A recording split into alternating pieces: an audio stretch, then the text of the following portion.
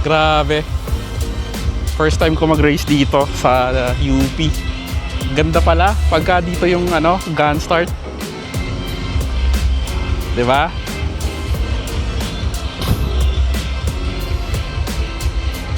Medyo scenic. Sa Pasay, maganda yung gun start nila. Ay, yung starting arc, I mean. Pero pag dito sa UP, medyo scenic kasi may old building. Ayan. Tapos nandito yung sunken garden. Tara pa tayo sa Race Village. Let's go. Takbo na tayo. Magpalit na ako ng shoes. Kasi dala ko yung racing shoes natin, which is the Adios 4. Meron tayong time goal. Ngayon nakita ko yung route natin, maraming ahon. Sana lang talaga makuha natin yung tamang kondisyon. Medyo what do you call this? Epic yung last week ng natin ng training natin. Hindi natin nasunod. However, ang pangahawakan ko is yung aerobic base natin. Base sa mga LSDs na ginawa natin. So, marami ng tao. Marami na ang prepare. So, for us, bisa tayo.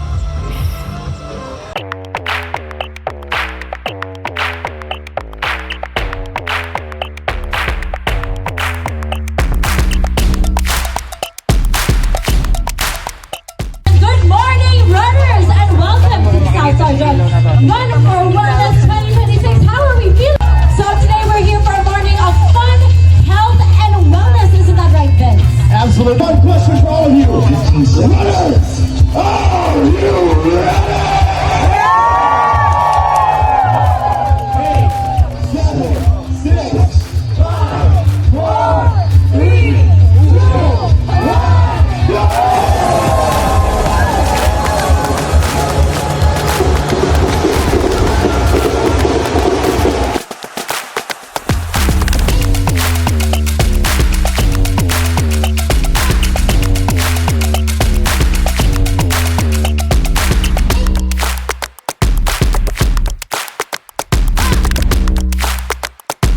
Finish. Let's go. Let's go. Come on.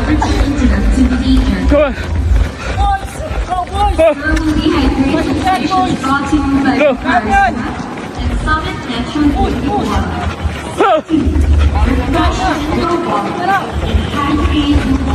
Go. Hydration stations are available at the race village for every 1.5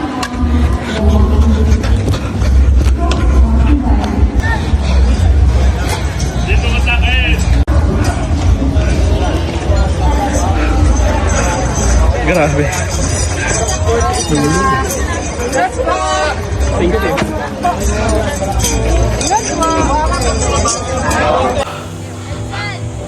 Alright. 10K done. Grabe.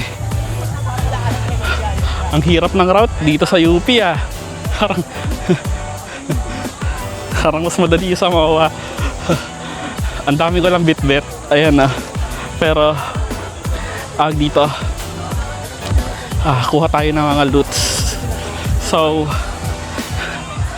meron tayong loot bags pero wala pa siyang laman, but I believe kailangan mo pumila. Pero dahil taga dito lang tayo sa UP, so tsatsagain natin pumila sa mga loots. Tara, let's go. Mamaya kwentuhan ko kayo kung ano nangyari sa race.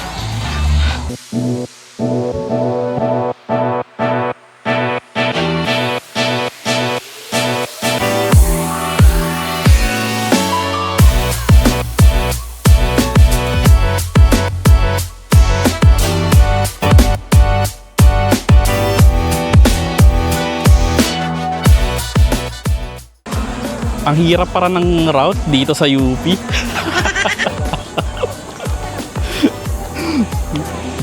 At ang init. Grabe, walang hangin kanina. Pero good run.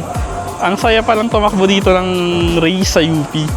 Kasi dito tayo lagi nagtitraining, pero iba pala yung pakiramdam kapag ka-race na dito mismo. Kasi dito at least kapag ka-race adrenaline, iba yung atmosphere kaysa doon sa Pasay. Ang advantage lang kapag sa Pasay is flat talaga, pero dito sa UP walang iya. Pataasan ng heart rate, taas ng heart rate ko dahil sa init. Pero okay lang, at least di tayo umabot ng 180. And ang pace natin, average pace natin is 6.3 kilometer per minute. Yun na yung buong 10K natin. And ang fastest pace ko is 5.5 dun sa mga downhill. Kasi yun lang yung best na paraan para at least mabawi natin yung pace natin.